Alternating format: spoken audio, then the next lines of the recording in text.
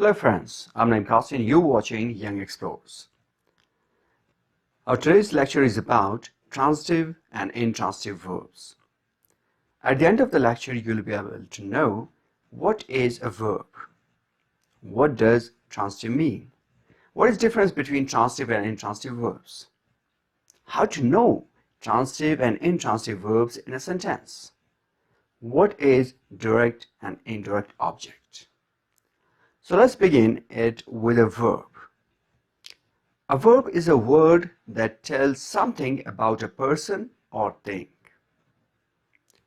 Verb एक लफ्ज है जो कि हमें किसी भी शख्स या चीज के बारे में बताता है. Verb comes from a Latin word verbum. Verb लफ्ज लातीनी जुबान के लफ्ज verbum से निकला है. It is so called because it is the most important word in a sentence. इसे वर्बम इसलिए कहा जाता है क्योंकि ये जुमले का सबसे खास लफ्ज है. इसके बारे में मजीद जानते हैं कि ये जुमले में क्या करता है. A verb may tell us what a person or thing does.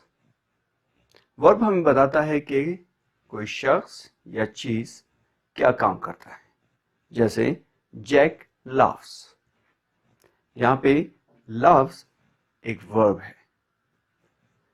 इसके अलावा what is done to a person or thing, किसी भी शख्स के साथ या चीज के साथ क्या हुआ. जैसे Jim is beaten, मतलब किसी ने उसे पीटा है, तो उसके साथ ये पीटने का अमल हुआ है. What a person or thing is, कोई भी शख्स या चीज कैसा है, किस हालत में है, उसके बारे में ये हम बताता है. जैसे The dog is dead. यहाँ पे is verb है और ये हम बता रहे हैं कि dog कैसा है. अब हम आते हैं transitive verbs की तरफ. Transitive verb, it is a verb that denotes an action which passes over from the doer or subject to an object. Transitive verb वो वर्ब है जो कि हमें बताता है कि कोई भी अमल डूअर या फिर जो सब्जेक्ट है जुमले का उससे मुंतकिल होता है ऑब्जेक्ट की तरफ. मतलब कोई भी काम जो सब्जेक्ट करता है उसके असरात ऑब्जेक्ट पे पड़ते हैं.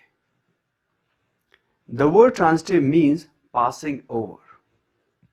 अब ट्रांसिटिव का मतलब ही यही है कि कोई भी काम जो आप करते हैं वो ट्रांसफर हो जाता है दूसरी की तरफ, उस पे असरअंदाज होता रहता है, असरात ऑब्जेक्ट पे पड़ते हैं. जैसे जुमले में आप देखिए the boy kicks the football. अब सब्जेक्ट द बॉय, उसने एक्शन क्या किया, किक्स. किस चीज को किक किया, द फुटबॉल. तो यहां पे जो एक्शन उसने लिया उसके असरात ऑब्जेक्ट पे पड़े. जैसे इन एरो से आप बेहतर समझ सकते हैं कि सब्जेक्ट ने एक्शन लिया और वो एक्शन मुंतकिल हुआ फुटबॉल की तरफ. अब इंट्रांसिटिव क्या है.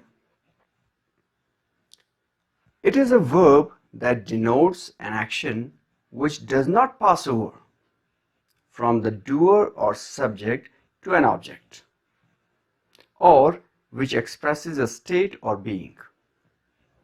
मतलब ये ट्रांजिटिव का बिल्कुल उलट है.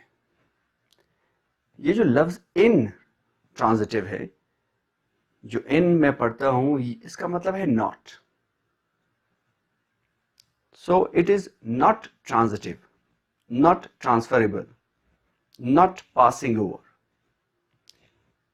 तो आप ये कह सकते हैं कि ये किसी भी शख्स या चीज की हालत को बयान करता है कि वो किस हालत में है, किस कंडीशन में, किस पोजीशन में है. जैसे कि The girl laughs loudly. Subject, verb, اور ایڈورب آ گیا. تو یہاں پہ جو پاسنگ اوور کا عمل ہے وہ نہیں ہو رہا کہ سبجیکٹ کوئی ایکشن کرتا ہے اور وہ ٹرانسفر ہو جاتا ہے آبجیکٹ کی طرف. یہاں پہ آبجیکٹ ہے ہی نہیں. امید ہے سمجھ آئے ہوگا یہاں تک. مزید پڑھتے ہیں اس کو. اب ٹرانزٹیو ورب آئی واک مائی ڈاگ. آپ نے سبجیکٹ لگایا, ورب اور آبجیکٹ. یہاں پہ آپ کو پتا چل رہا ہے کہ یہ جو ایکشن میں لے رہا ہوں آئی واک مائی ڈاگ, اس کا مطلب یہ ہوا کہ یہ ایکشن ٹرانسفر ہو رہا ہے, اس کے اثرات پڑ رہے ڈاگ پہ, اسے واک کروا رہا ہوں. تو یہاں پہ آبجیکٹ ہے, اس کا خیال رکھنا ہے آپ. اگر یہ انٹرانسٹیو کرے آئی واک سلولی, آبجیکٹ ہٹا کے آپ نے ایڈورب لگا دیا,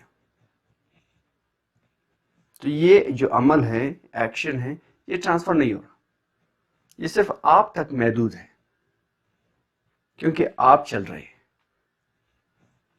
آپ واک کر رہے ہیں. اس جملے کو ذرا غور سے دیکھیں. I walk on the footpath, subject ہے, انٹرانزٹیو ورب آپ نے لگایا. اب آن دا فٹ پاتھ یہ انڈائریکٹ آبجیکٹ ہے. یہاں پہ سمجھنے والی بات یہ ہے کہ ڈائریکٹ آبجیکٹ, انڈائریکٹ, یہ کیا ہے. اب یہی جملہ میں دوسرے جملے کو تھوڑا سا ایکسٹینڈ کر کے سمجھانے کی کوشش کروں گا. I walk my dog on the footpath. اب یہاں پہ دو آبجیکٹس ہیں, ایک ڈائریکٹ آبجیکٹ اور ایک انڈائریکٹ آبجیکٹ. اب جو ڈائریکٹ آبجیکٹ ہے آئی واک مائی ڈاگ, جو ایکشن واک ہے اس کے اثرات پڑ رہے ڈاگ پہ, تو یہ ڈائریکٹ آبجیکٹ ہو گیا. اور آن دا فٹ پاتھ جو ہے, یہ فٹ پاتھ, یہ انڈائریکٹ آبجیکٹ ہے کیونکہ ایکشن کے جو امپیکٹ ہے, افیکٹ ہے, یہ اس پہ نہیں پڑ رہے, اس لیے اسے انڈائریکٹ آبجیکٹ کہا جاتا ہے. یہاں پہ کچھ جملے میں نے آپ کے لیے بنائے ایز اے ٹیسٹ. آپ نے پہلے 5 پڑھنے ہیں اور اس کے بعد ویڈیو کو سٹاپ کر کے دیکھیں کہ کون سے ٹرانزٹیو ہے اور کون سے انٹرانزٹیو ہے.